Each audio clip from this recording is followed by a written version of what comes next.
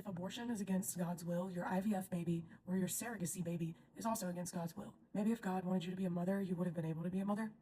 The simple question that you can ask in response to an argument such as this is, how do you know what God's will is or isn't? If somebody says it's against God's will to have an abortion, it does not necessarily follow that God's will also dictates that IVF is wrong. Now, if your conception of God does include a moral framework that specifically dictates that killing any innocent human being is wrong, then it does follow that both IVF and abortion are wrong. However, it doesn't necessarily need to be the case that God would also say that surrogacy is wrong under that moral framework. It completely depends on what your conception of God actually is in the first place. And even with that, how can you know whether or not God would want you to use surrogacy or IVF in order to have a child? Maybe that was also within his will. How would you possibly know that that isn't the case? How would you falsify or verify that claim?